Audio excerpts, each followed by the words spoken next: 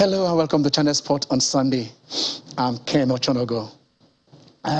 Yesterday, I went from high up there and then came down because I thought Africa was going to get the Wimbledon title.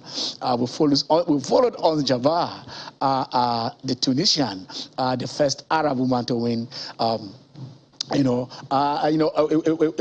hung 500 events, WTA 500, went on to play the first final. And then when she got there, we were saying, yes, she's the first Tunisian, she's the first Arab, she's the first African to get there. And then hoping. But something somewhere along the line, I knew, or I wouldn't say I knew, I had that feeling that she was playing someone who I saw destroyed Halep in the semifinals, 6-3, 6-3. Rebecca, you thought, oh, she is not rated in the first in the top 20. Where did she come from? But of course, you must give credit to whom it is due. She is well deserving. She won it. And then there are always some fanciful aspects of the story, that makes us have a story to tell. This Wimbledon, there were no Russians, there were no Belarusians. Elena Rybakina was born a Russian. And then she changed nationality to Kazakhstan.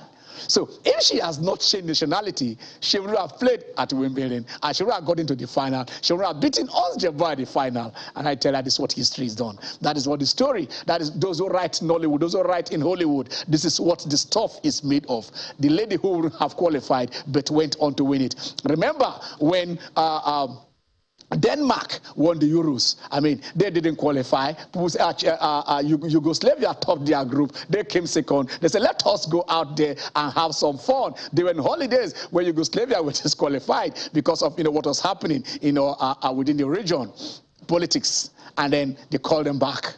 They called them back. They came back from holiday. They said, let us go and enjoy myself. And then they got there and they won the championship. So that is how it is all about. I think in 1982, if I can remember, the Ghanaians were not going to Libya. They were not going to for the championship in Libya. They didn't, they qualified, but Rollins said, we do not have money, we can't go. So the Ghanaians withdrew. And then Muammar Gaddafi says, why not? You guys come to the championship. What will it take to sponsor you? He sponsored Ghana to the AFCON in 1982. And in the final, it was Libya versus Ghana. And he said, any one of you, both of you are my team. Any one of you who won will be rewarded. The Ghanaians won, and Gaddafi gave them gold wristwatches. Every Ghanaian player got that. So, I mean, it happens, and that is what our sport is all about. The story behind the successes, the story behind the trials, the story behind the attempts, the story behind those things that take us there is what we just saw in Elena, Rybakina becoming the Wimbledon champion. Today, it will be.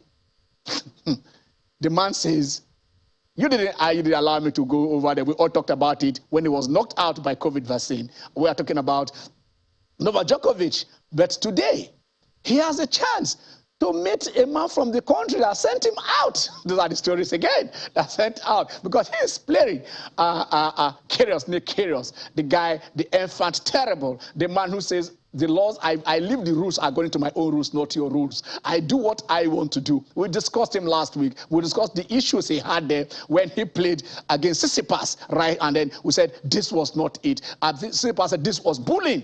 But right now today, he has entered in final, and what another story there again because he entered through default. We'll talk tennis, and then the NFF elections are supposed to come up. They are supposed to come up in September because that is when the tenure of this. NFF, do I call them NFF or NFE?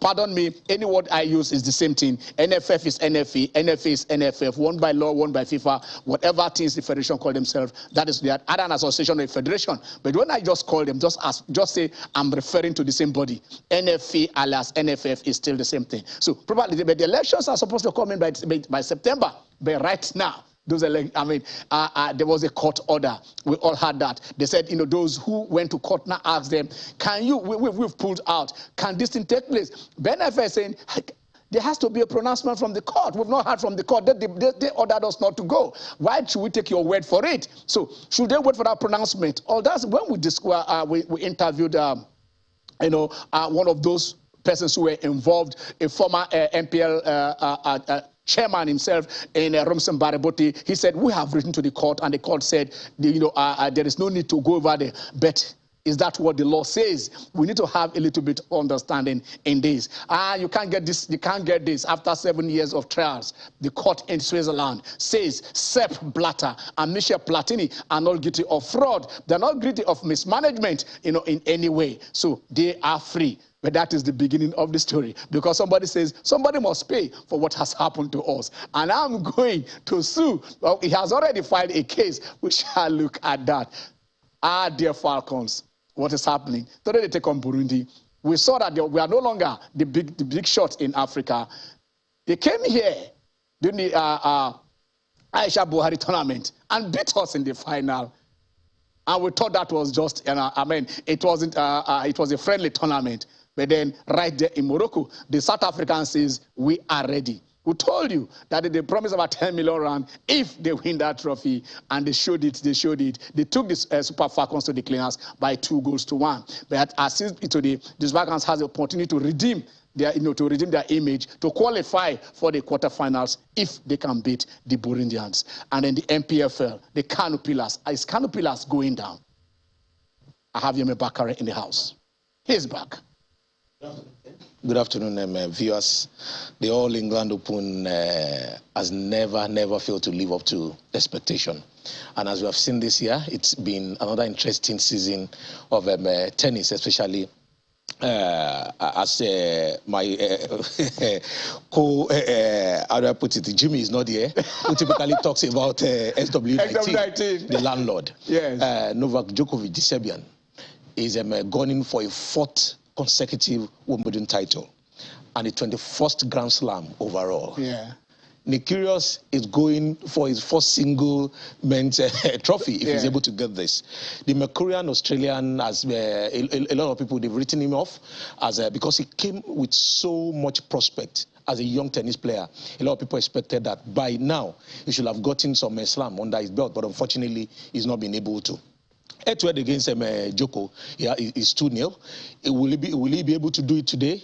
That remains to be seen, because when it comes to the slams, Djokovic is another person entirely. And Djokovic has the opportunity of getting the number 21, and that will leave him one behind Nadal, who actually pulled out in the semi-final due to abdominal injury. So it promises to be a very exciting one this afternoon, and we're all looking forward to it. And going back to the women's part, you said it all during the opening. Everybody rooted for that African, for her to be the first African woman, for her to be the first Africa to win a Wimbledon title. But Helena had a different idea. Yes, you just stated a story for someone that was born in Russia, from Kazakhstan. When she even wanted to go pro, her parents couldn't afford it. It took the president of the Tennis Federation in Kazakhstan to say, yes, we're going to support you. And the first 5 tournament that she attended, she made it to the finals, and see where she is today. And you know her style. She doesn't jubilate. She doesn't celebrate. She just raises her racket. And like you said, if, the Russians are claiming the glory. But like she said, I can't choose where I was born. Yes. I was only born in Russia, but that Kazakhstan stood behind him. The country supported him, and now she's won the Wimbledon. Let's see where this will take her to, talking about her career. The NPFL, the Kano Pillars thing during the week with respect to the decision over Dakada, that's another thing I'm sure we'll do a deep dive into in the course of the program. A thing which I look at, I want to see, probably we are one or two of our analysts will also join us on the show, and when they do that, we shall look, take a look at what these things, as at the stories we are bringing to you today, because there are a whole lot of stories going down there. But I like. He had just said, talking about the story of Wimbledon.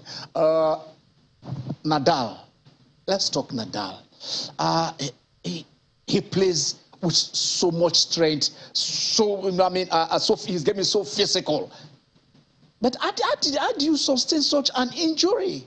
He played, in fact, his father was begging him, don't go on. I remember years ago when I think when he plays against Wawrinka in the Australian Open final, and then he was injured, and they were asking he went on. He said, if I had to lose, if I have to, I'm going to die a warrior. He played on that pitch with all the pains, and he went through this. We're thinking that, look, it was time for you to retire, but he went through, won that match, but after then, I mean, it was just too much for him. You know that there are times that you really want to go, your heart wants to go, but your body is telling you, I need to stop. I need to stop. And I think that's what is happening to Nadal. But Nadal is someone you cannot write off.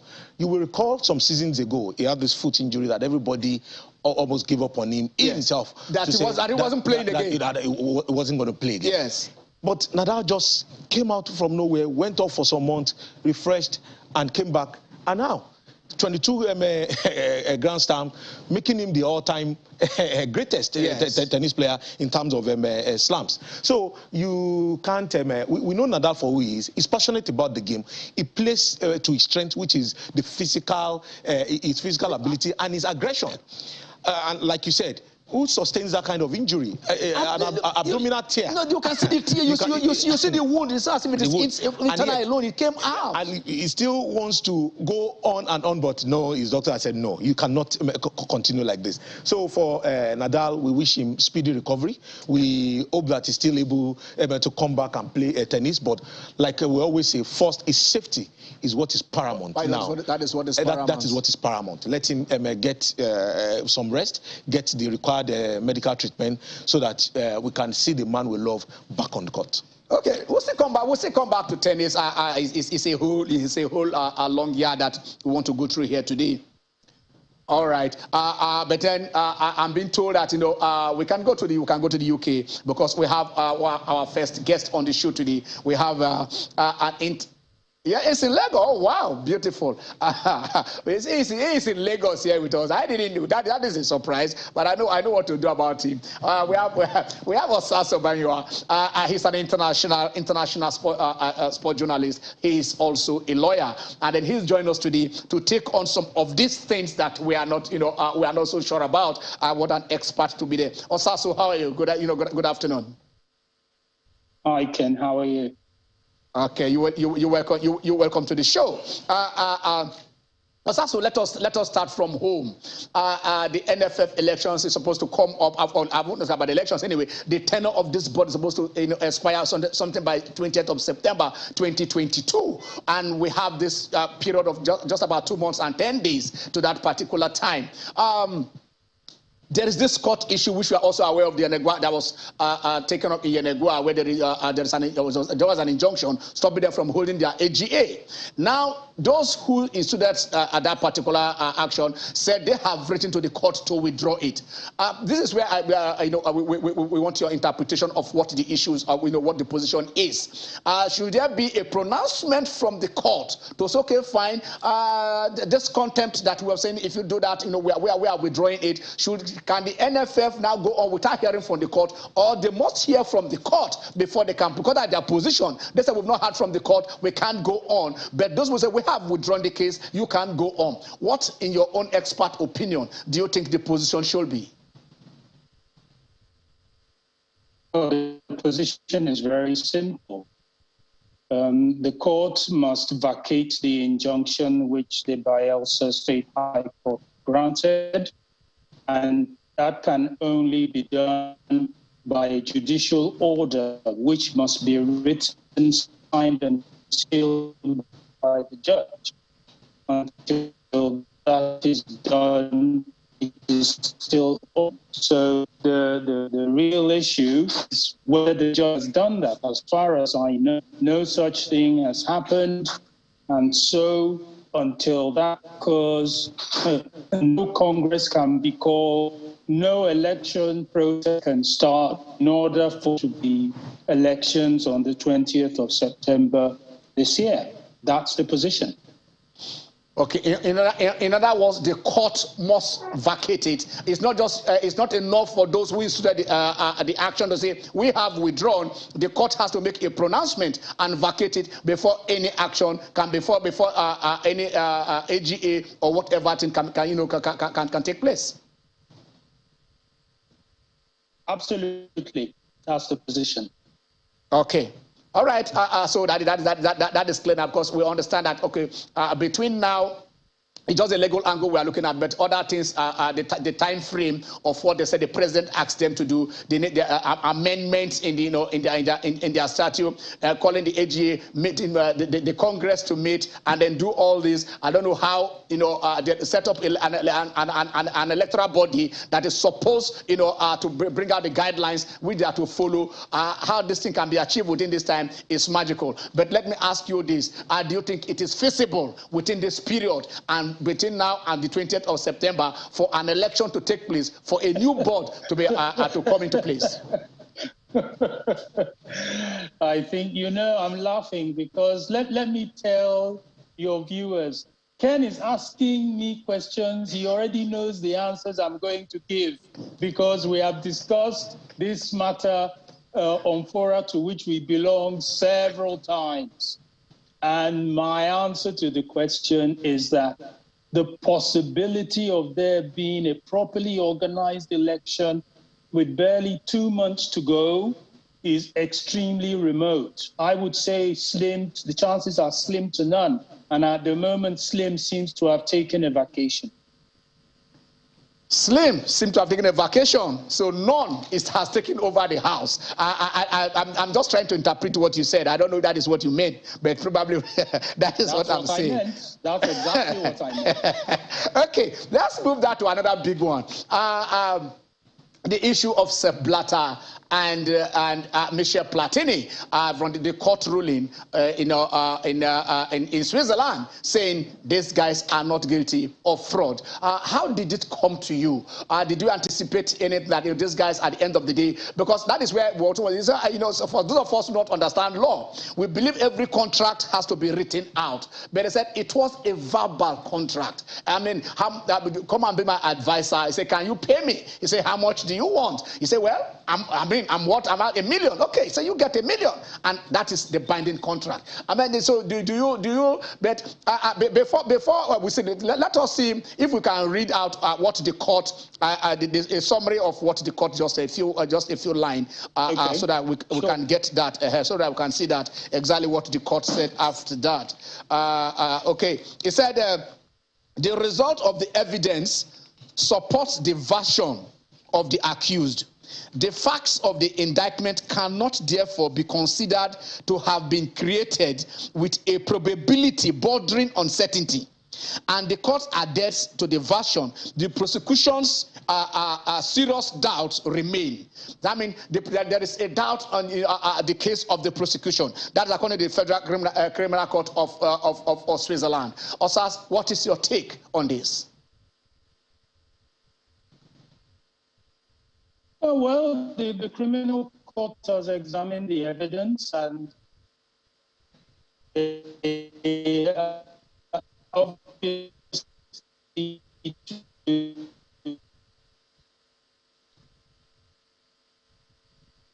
Okay. And go on. And reject that the prosecution in Switzerland. And so they have found them. The point I have to make is that, yes, it is true that there was no written agreement between Sepp Blatter and Michel Platini with regards to the consult and the money that was to be paid.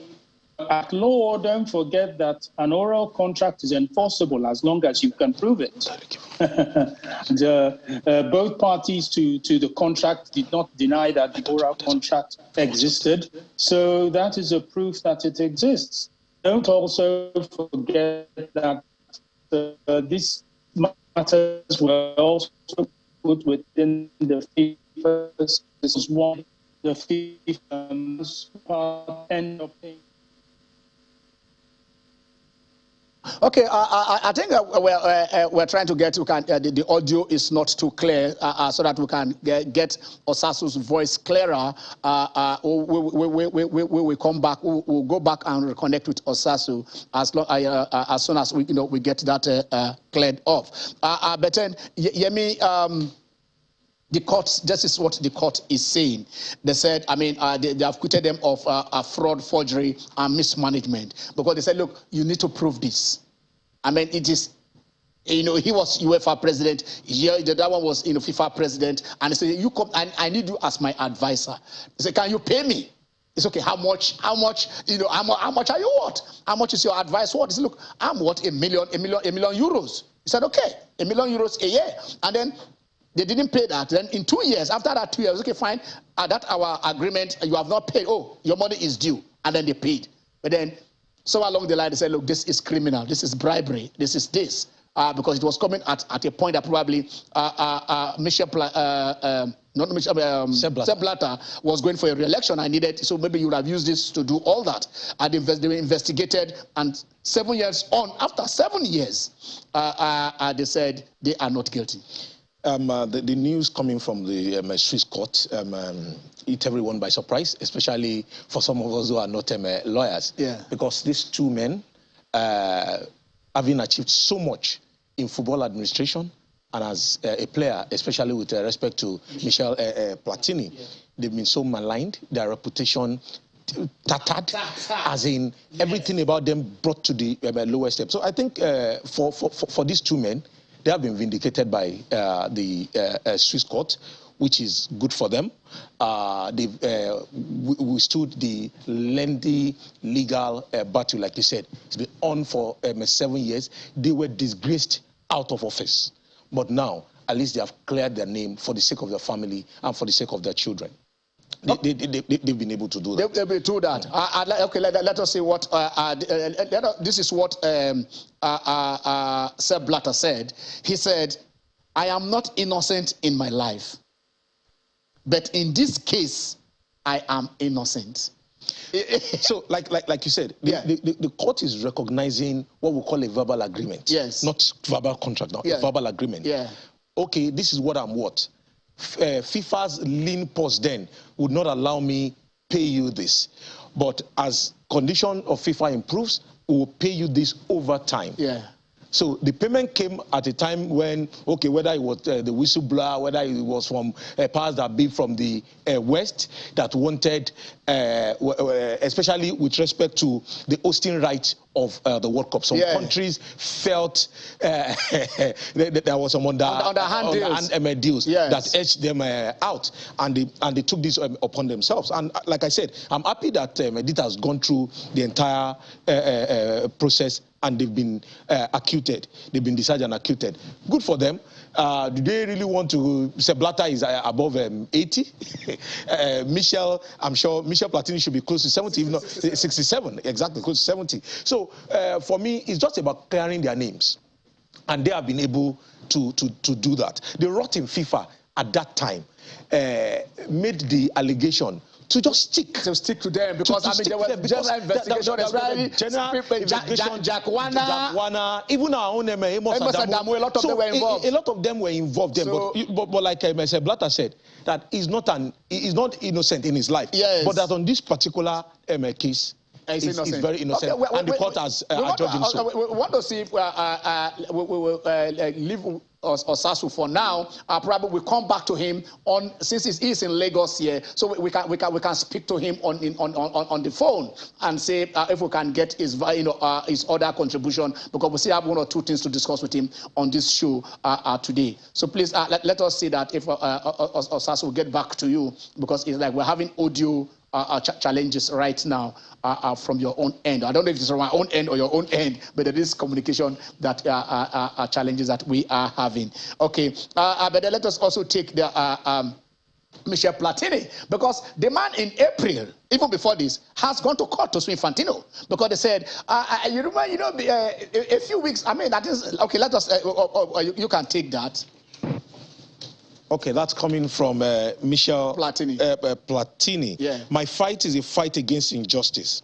I won a first game. In this case, there are culprits who did not appear during this trial. Let them count on me. We will meet again because I will not give up and I will go all the way in my quest for truth. That's coming from Michel Platini, former EFA He said he will go all this way. And all this way means he is in, I think on April 4th or 5th, he instituted a suit against Infantino that the guy used undue influence peddling. Criminal influence peddling. Okay, we want to go on a very short break. When we come back, we'll see if we can reconnect with us, but we'll actually open the lines and ask you what your opinions are concerning the transfer season. Jesus and Mohammed are there converging, playing for Arsenal, and what will be the result of that collaboration?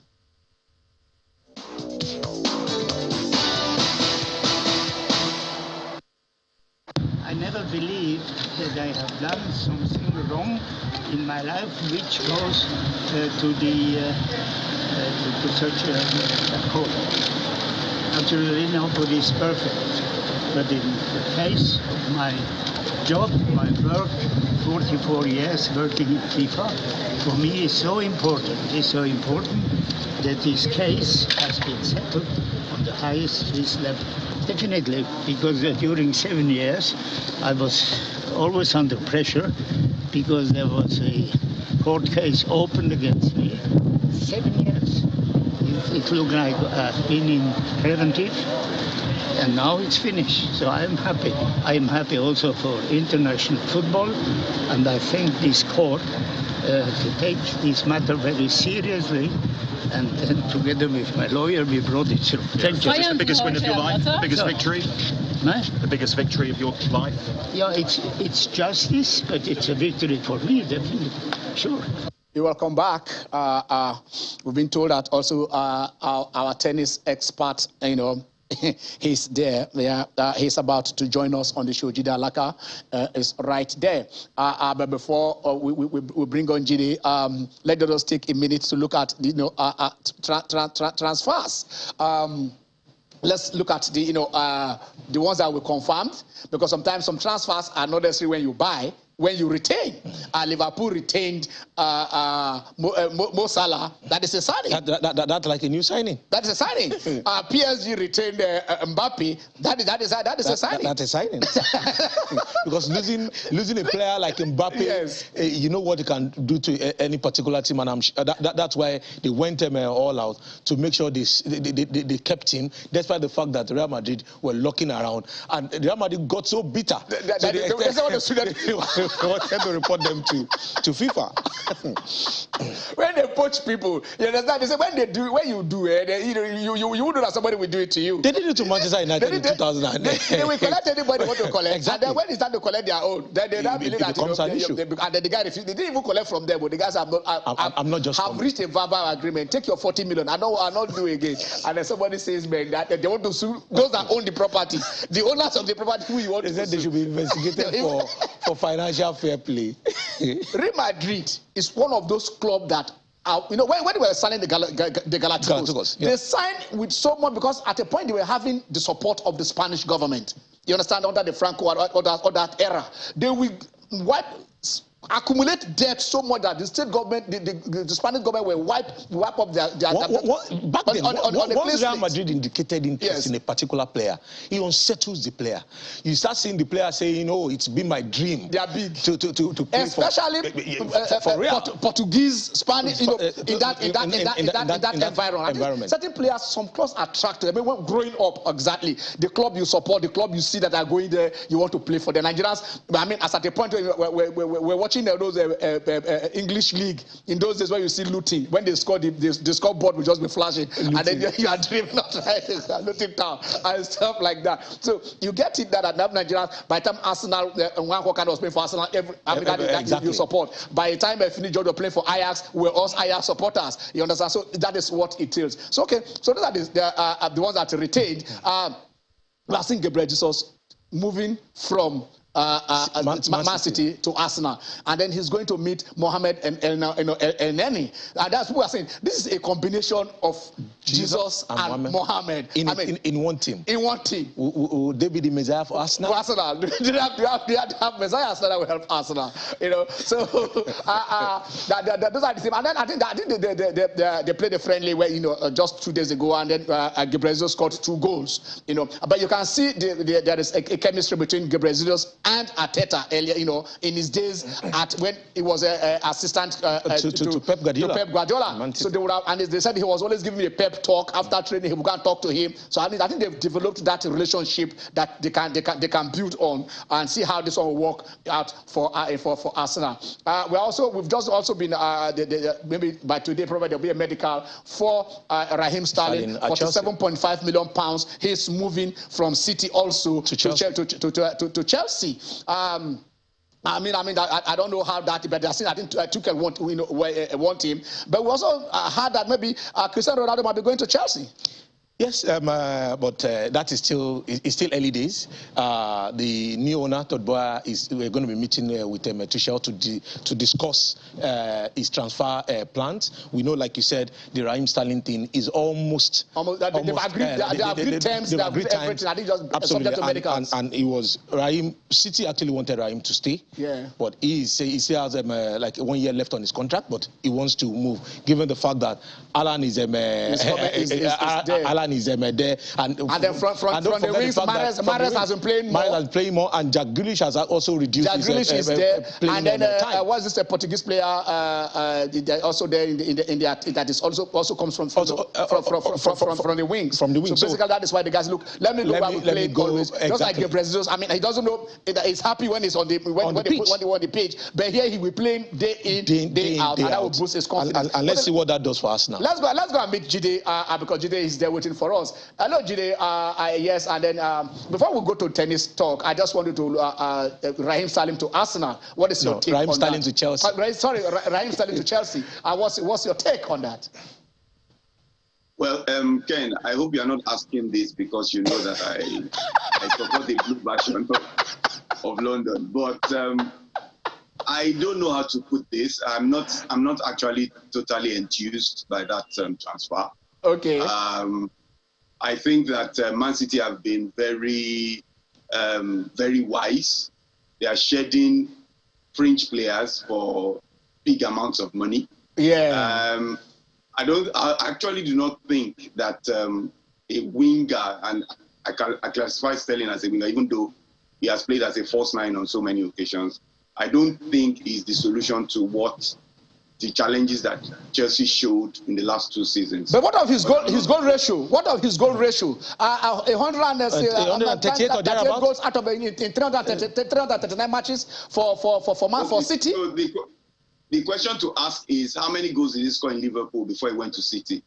He matured at Chelsea, at Man City. No, that's what I'm saying. He went to a team that creates goals a lot. Okay, yeah. But that's what was lacking in Chelsea. You saw even last season. You saw how Lukaku suffered in Chelsea last season. Yeah. The problem was that they were not creating for him. Okay. So is it that Raheem Sterling is going to create goals for himself? Okay. I don't think so. So I don't think that solves the challenges that Chelsea are facing right now. Maybe if they get Rafinha, maybe it will help solve some of their problems going forward. But right now, I just think that the English version of stocking your squad with English base so that you meet FFP rules and all of that. I think that's part of it. That's why they are going for Raheem Sterling.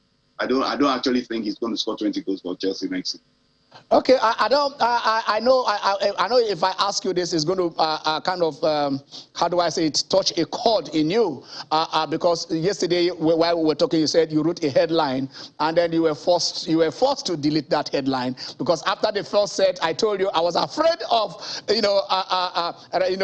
Rabakina, that I watched his game against Ali, but you told me no shaking. You understand? We all thought no shaking. And I was already celebrating 6-3 in the first set, that it was almost half a done deal. What is your take on that? 2 things, Ken, and I, like you said, I'm biased. I'm biased on this. I wanted Ons Jabeur to win. I actually did, and I was halfway happy when she won that first set. But, you know, sometimes when you are biased, you don't see the little details. What we saw from that first set when you rewatch it is that Rybakina made a lot of mistakes, unforced errors. Jide, just hold on there. Just hold on there because we are trying to reconnect with Osazu on online. Though we're not going to. You remain where you are. Hello, Osazu. Can we speak with you now? Yes, you can if you can hear me properly. All right, I think we are hearing you very, very well. We're hearing you very, very well. You were talking about before you we had those challenges on the audio challenges on this Blatter and Michel Platini, acquittal, from this Swiss high court. But Michel Platini has instituted a suit against Infantino before now. Do you see this acquittal as help trying to help Michel Platini in his pursuit in his case against Infantino? Well, I don't want to assume anything with regards to what Platini has said or what he will do, but he has made it very clear that there were certain people who went after him as far as he is concerned, and that they never showed up in court, and that he will not rest until he gets them for what they have done to him. So I think his position with regards to people like Infantino, the current FIFA president, is very clear that he is definitely determined to get his pound of flesh from him. The question is whether the Swiss justice system or the French justice system, where he has laid the criminal complaint, will uphold the complaint that he has given. So we will just have to wait and see. Okay, I think that is fair enough. We'll wait and see what is going to happen. The AFCON, apart from the fact that we're talking about Super Falcons, there has been a story that you have been following, and I've also been following how you have been going about this. It has to do with African. I think our shining light, African shining light at Tokyo Olympics, Barbara Banda of Zambia. It has to do with her testosterone level. She is not in this tournament. Be a bit specific. It has something to do with gender verification and differences in sexual development. But yes, that's what you were talking about is the issue in general. Okay. So I mean, how come it is? Okay, put us to date. Let us get up. How far has this thing gone? I think that there is no possibility of her playing in this tournament. But from the one the Zambians are saying, they want to push it up with CAF to see how this can be rectified in future events. Well, it's not a question of them wanting to push it with CAF. They have actually done so. But let me try and give a genesis of how this has started and where it is now. Before the WAFCON started, CAF sent what is called a gender verification differences in sexual development certification form.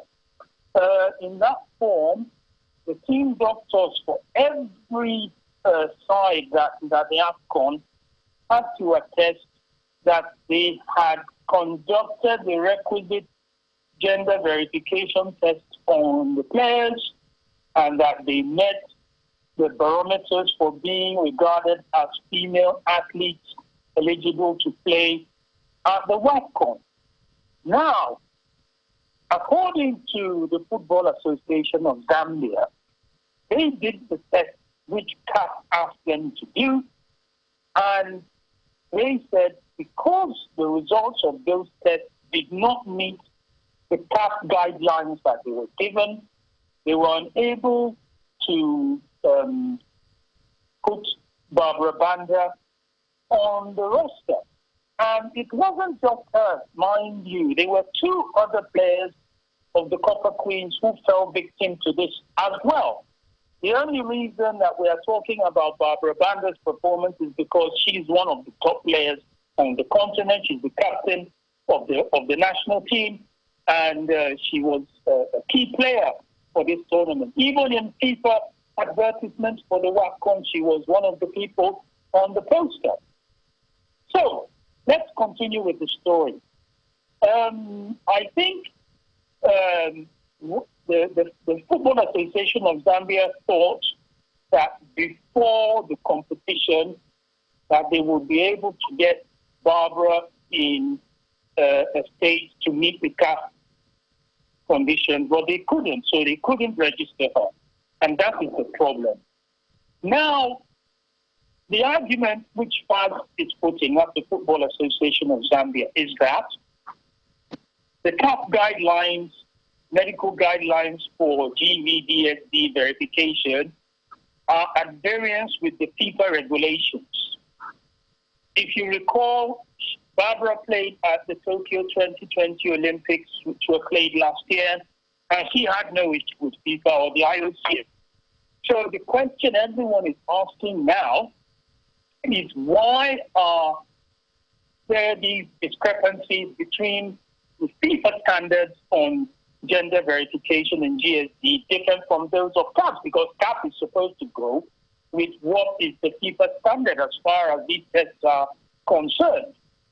So, as you can imagine, this matter is causing a furore in Morocco. What happened now is on Thursday, a group of officials, some from the Football Association of Zambia, including the president and the general secretary, officials of CAF and officials of FIFA met on Thursday to discuss the issue. And I was made to understand at that meeting that there was no dispute that CAF's rules regarding gender verification do not meet the FIFA rules, that they are not in accordance with the FIFA rules. So you would have thought that based on that alone, CAF would take a decision and put them in. But that's not what is happening. Zambia has had to file a formal appeal and request to have the 3 players eligible to play in the WACON. I was made to understand that CAF gave a response to the Zambian FA yesterday to say that they have received their appeal and that it will be put before the requisite body, but they didn't say the requisite body in CAF who will manage it. I would presume that the medical committee would have to sit on it, but they didn't say specifically. And most importantly, they didn't say the exact date that they will sit on the matter. So as you can imagine, there are still a lot of questions here. Okay, because like you pointed out, the same player played at the Olympics. I mean, not just play at the Olympics. She scored back. The only player that have done that in the Olympics, scoring back-to-back hat tricks against the Netherlands, against the Chinese. And here they allowed her to play on the same testosterone level that she has at the Olympics. In her club in China, she plays in Spain.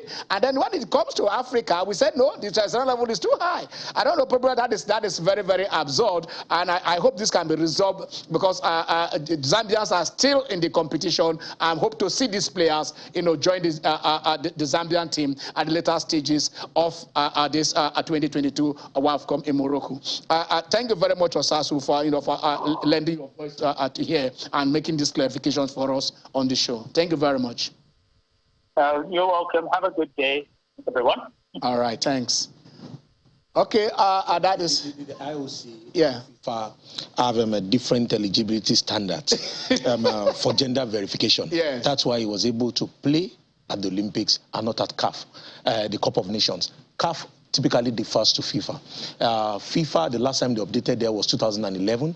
They are already in the works to have another one that's update their gender verification standard, and whether that will happen within this month of the African Women's Cup of Nations, that remains to be seen. But like you said, without Banda, they played their first match, ended goalless, and they won their second match by 1 goal. They're 4 points, sitting on top of the log. Let's see how they're able to progress in the competition. But whether Banda and the rest will be able to perform, will be able to feature in this particular competition, remains to be seen, because I don't think they will reach a decision in the next 3 weeks. In the next 2 weeks. Well, let us see if they can accelerate it. I mean, what is the decision? It's not impossible. It is not impossible. They just call it and it's just a committee. They made a recommendation. It can be done in a day. I mean, you're not looking at any other evidences. You're not going to do any other test. They're looking at a test result, and based on the test result, they are going to take a decision that you're going to take. But like we said, if you are eligible to play at the Olympics, if you are able to play at your club levels, both in Spain and in China, I mean, so for goodness sake, why should our own how do I say standard be higher than it is? It's a medical standard. It has to be uniform. It has to be universal, isn't it? So that's why they need to be there needs to be an alignment in the eligibility standard. Okay, let's go back. Jide is that we are keeping Jide on. Jide is itching to let us know. Jide, don't point your finger this time. Who do you think is going to pick it today? Is it Kyrgios? Because like you said, they've met twice. You know, they're head to head, even if it was on hard court. Jide will go with Nadal. Nadal is not sorry, Djokovic rather. What Djokovic said, this guy, I have not been able to take a set out of him. It was straight sets on both sides that they meet. Of course, they met at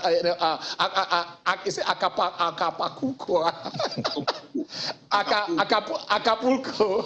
They met there. It was 2 straight sets. That was 2 straight. This is a fight. They might go a 5-setter in this particular case, but that one just 2 sets and they won. So how do you see Kyrgios? He used the word mercurial. I call him the enfant terrible. The guy that is, I mean, he's just there. He's maverick. He does these things differently. He loves to be hated on the court. Djokovic used to thrive on hate anyway. Just like Medvedev, there are a few of them that, you know, they don't care what was the time when you are booing it. That's when they come out of it. So how is it going to pan out today at SW19? Okay, first things first. I think that these are 2 players who like to play games with the mind. Who like to play games with their minds. So Djokovic saying that he has never beaten Kyrgios, I think it was just putting some things in play before, you know, making Kyrgios comfortable that, okay, maybe even overconfident. But that was 5 years ago. And this is grass. Nick has done very well for himself to get to a 4th Grand Slam final. And he has the abilities, he has the weapons to trouble Djokovic. Can he do it in the best of 5 sets? I don't think so. I think that even if, and this is a big if Djokovic loses the first 2 sets, I would not give up on him even to win at the end. Yaksina. Yeah, recalling the Yaksina. We thought it was all over. We thought it was all over. Djokovic came back. Those 3 guys. Yeah. Those 3 guys, Federer, Nadal, and Djokovic. In the best of 5, even if you win the first 2, you are not safe. You are not safe. They are tuned to battle till the end. So, like I said, and if Kyrgios brings his circus in and gets into Djokovic's mind, I don't even care who wins at the end of the day. All right, we want to go on a break. You stay with us, Jide, and when we come back, we shall also open the lines. We don't want to shortchange you. I know we have opened the lines for a long time, but you guys will join it when we come back. It is Channel Sport on Sunday. You go nowhere. Okay, you're welcome back. I want to open the lines now. The number will be right there on the screen. Those of you who already have the numbers, I hope it is still the same one, so you can reach us. Let's talk about our Falcons. You know, how far do you think they can go? Can they get the La Decima? I mean, they've already gone 9 out of 11. Can they get the 10th title right there, or are the South Africans becoming too high a hill for us to climb? They are now more than the stumbling block. They are becoming the the Kilimanjaro, the Mountain Everest that we have to face if we have to get to El Dorado and bring in the La Decima. Also, for those of you who will talk about the season, Yemi just reminded me that I was talking about every person moving. I didn't mention Joe Aribo, the guy who left from Rangers and into Southampton, to join the Saints. I would not, most time when we discuss about the Nigerian thing, but this is one of them. That is a big deal. He says that is in his heart. £6 million. £6 million from Ibrox. That is quality. Quality. Highest goal scorer for Rangers, yes. And even scoring in the Europa League final. Yes, although they lost that particular match, but this is quality in the parks, and it gives them Southampton a lot of how do I put it? A lot of opportunity to compete. Yeah. And again, this is a player that can fit into different positions on the pitch of play. He said his dream is to play in the Premier League, and yes, he's back. He's in the Premier League. Let's see how that pans out for him and the Super Eagles. Yes, and then for those of you who like numbers, he is the 55th Nigerian. Exactly. To grace the Premier League. So we have 55 players of Nigerian origin, either they are born here or are born abroad, who have played in the Premier League. So that's enjoyable for you. We wish him a very successful stay out Southampton. And probably when he plays against Chelsea and Arsenal and Man City, score them loads of goals. Southampton has been collecting all those goals. But that is the thing. And then let us, like I said, the lines. We'll see if we can open the lines and you guys can join the conversation. For the show for today. You are here. You have any question for Jide? Okay, Jide. Now that, is Jide still there? Jide is there. Yes. Now that you have gone in for Djokovic, yes, we all know that Nick is the underdog as far as this is concerned. But recall that prior to January, the Wimbledon, the Australian Open, Nick and Djokovic. Nick and everybody. Apart from, I think that only Naomi Osaka was the only person that is, Okay, but we're having a call. I hope we take, Olafe. Hello, Owo, how are you? Let's take this call. Yeah, thank you very much, Ken. Yeah. I think I just want you. I never mentioned the Nigerian League today. Okay, we will. I'm always after. Yeah. So I'm a local champion. So I want to talk about the Nigerian League today. We have 2 matches to play. Kwara is playing MFM. Our governor. Who is Kwara playing? It's not MFM. Kwara is playing MFM. Yes, Kwara will be at home to MFM. 2 matches we can win it. So we are praying for Remo to lose today. Okay, you are praying for Remo to lose. That match. Yes. You can imagine. So Kwara United, you are praying for Remo to lose. Remo Pass also play for Kwara to MFM to beat you. MFM has nothing to lose. So they will just go and enjoy themselves. They are already relegated. So they will just come there and beat you guys. Okay. But I want you to know that the Rangers too, so that the Rangers can lose the match, because I know you are a Rangers supporter and a Man U supporter. But me, thank you. I pray today by the grace of God to use it to thank the governor. I know the governor is watching your station now, so I'm using this opportunity to thank our governor for what he's done to the Kwara United, so that we can play. It can be the continent. Okay, I love that. Thank you very much for Ken. All right, thank you, Olafe. Thank you, Olafe. That is just the. Ken, I'm actually happy for Olafe and Kwara United. Kwara United. Just like Shooting Stars, they've been yo-yo up and down, but coming into this particular season, and you will recall, credit to Olafe, he said at the beginning of the season that they were going to really to be in the continent, and they have a very, very good fighting chance at being in the continent. For Kwara United and Shooting Stars, we have a couple of things in common. I remember Kafara Alabi leaving Shooting Stars going to Kwara United. So we're happy for them if they're able to get that continental ticket. Okay, before we go back to Jide, can we just see, let us see the log, let us see the table, the NPFL table, and see where they stand. The champion is decided. That is Rivers United, Plateau United. The two teams going to Champions League are already decided. MFM is relegated. That one is decided. But then, if you see this table, you will see something is happening there, because Kano Pillars are at 16 for now. but they've been deducted 3 points by the LMC because of the infraction, because their chairman slapping an assistant referee. But they have appealed that decision. So it is on appeal. It is on appeal, and we have to wait for the outcome. But for now, until the appeal succeeds, they've been deducted 3 points. So if you remove them, that is Kano Pillars will be at they will be 19th on the log.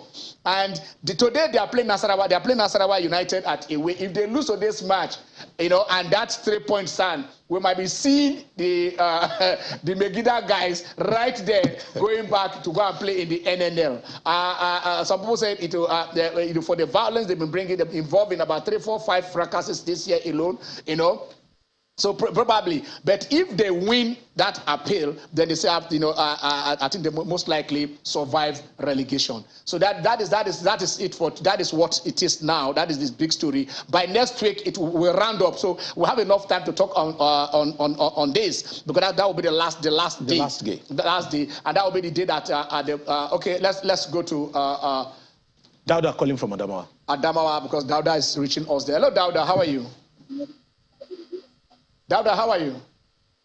Fine, sir. Yeah. Okay, go on. I want to congratulate the River State for winning the league. Are you there? Are you there, Dauda? Because they have already become a champion. Seriously, their governor is trying for them. This is what we expect Adamawa people they should do. They should copy from what other states are doing. Okay. I'm trying to remember there is this club in Adamawa. Is that Adamawa United? Yes. There used to be Adamawa United. Dauda, there used to be Adamawa United, right? There used to be Adamawa United in Adamawa State. I know that club is in existence. Dauda, are you still there? Okay, I think we've lost. But he's saying he's congratulating Rivers United. And we also congratulate Barrister Green, who has been the sole administrator.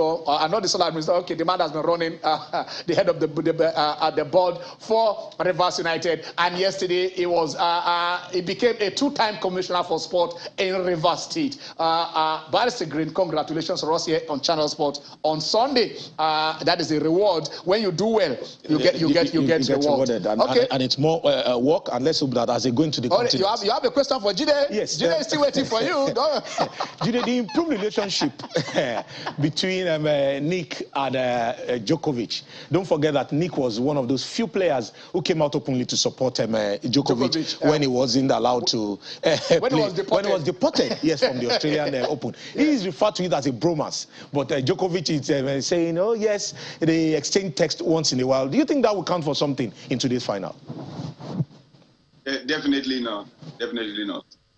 Because we know that Nick is always going the opposite way of the popular opinion. That's who he is. If everybody had come to Djokovic's side when he was deported, I can bet you that Nick would have gone the other way and blame Djokovic for not taking the vaccination. So this is Nick. This is pure Nick. He doesn't. He likes the controversy. He likes to take that stand where people are always at him. So that is him. So there's no bromance between those two. Don't even get it wrong. There's nothing between them. There's no bromance. So it's going to be all business. No play. No love lost. We should be reminded that Djokovic is chasing 22. and he's at 20 now. So and he's at 20. So don't forget about that. He wants to end his career as the greatest of all time. So forget all this romance and everything. He's going after 21 today, for sure. He's going after 21 today. Okay. Let us ask. So let us also pick your brain on. We're talking about the AFCON, but let us see the tables in the AFCON, as some things have qualified with the quarterfinals already. Group C is the last one to go. Host Morocco has already qualified. As said, South Africa. Okay, all right. But let's go to Bayelsa, because also we have a caller reaching us right there. Hello.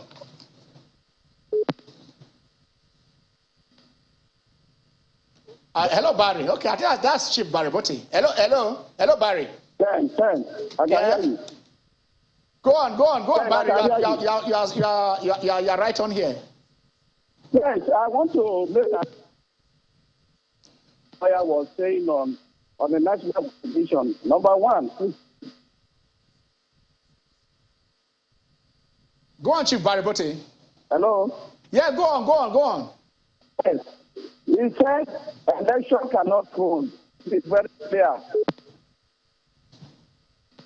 Election cannot hold. That is wrong. It's informing the public. Look at Article 85 of the NFF statute, which is very clear. Matters not provided for, the NFF shall take decision. Now, to agree the time, right, under the DC, because what is provided for, there is no time frame provided in Article 12 of the Electoral Code. And the NFL statute is superior to that Electoral Code. So it's very clear. The other aspect is just a landlord going to court to obtain an order to evict his tenant. He decides to go back to the court. Look, evicting.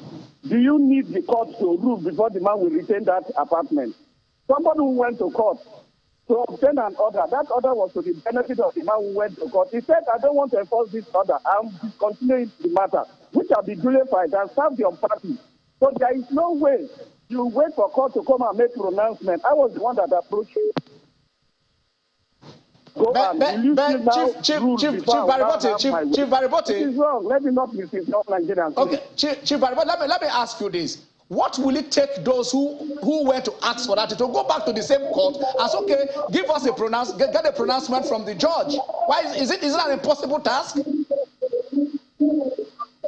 Why can't they still go back to the same court and ask for the court to make a pronouncement? What is so difficult in that? No, you don't need a pronouncement for the judge, because you don't need a pronouncement. The man who got that order that can go to court to enforce that contempt proceeding is the man that is saying that. That reason, if the man decides to go back to court, what he needs to do is to flag that what he filed and serve them. No, this man has waived his right. He gave me the permission because it was very clear on that notice of discontinuance and forfeiture of that order that go ahead and call your Congress and organize election. So that same man cannot go back to court. If he goes to the court, what your defense is? Chief Barry Bote, the man went to court to ask for that. No, but it was the court. When the man went to the court, was it not the same? The court that made the pronouncement to say, okay, these people should not do it. Why can't that same court say, okay, now that you have come, they can go out and do it? What is so difficult about this? What is so difficult?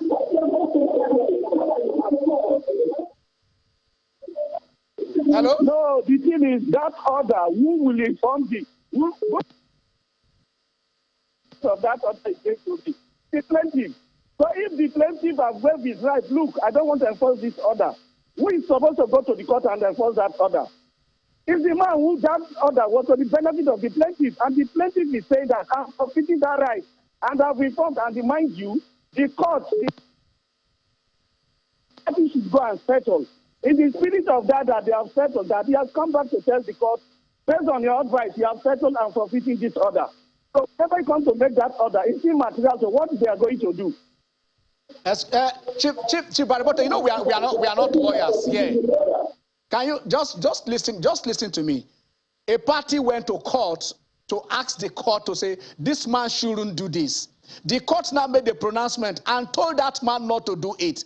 The same man now went back to court and said, okay, now the man can do it. Why can't the same court now tell that same man they told that don't do that? Okay, now you cannot do it because the man who told me to say you shouldn't do it have not asked me that to tell you that you can do it. I mean, why can't we do that process? If the other man is saying the court have not spoken to me, I cannot do anything because it was the court that stopped, not you. You asked the court to tell him.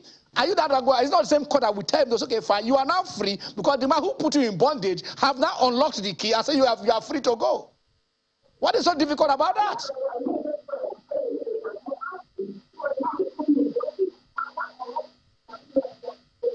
No, now let me tell you, it's like a landlord. And they said, I don't want to evict that my landlord again. So will the court make pronouncement before the man will stay in the house? That is a simple question I want you to answer. A landlord went to court to get an order to evict a tenant. Now he went back to court to say, look, I don't want to evict this tenant. Will the court, the man, stay outside for court to make pronouncement before he pass back to the house? Or will the court will give the same court that gave the paper that the landlord, you also give them the same paper. So the court has now freed you. Okay, Chief Baribote, we are going on. We don't have much time. We appreciate your contribution. We appreciate your calling in to give the other side of the story. We hope that we want it to be resolved. That is why we are looking at both sides of the story. We are living here. Yes, like you said, we're not lawyers. We leave lawyering to the lawyers to actually deal with both. Okay, Jide is still there. Okay, Jide is still. Jide, sorry, we have not forgotten you. I'm sorry, Jide. We want to sign off. What are your last words for today? The Falcons, like we have always known, we knew that it was going to get tougher. Yeah. We knew, and from what we have seen in this tournament, Morocco, yes, it is not only South Africa that is standing in our way, Ken. Other teams have really improved. And we seem not to have improved. At all. So I'm a bit fearful. I just hope and pray that we get to the semi-final. At least let's get a World Cup ticket. All right, let's get a World Cup ticket. Yemi?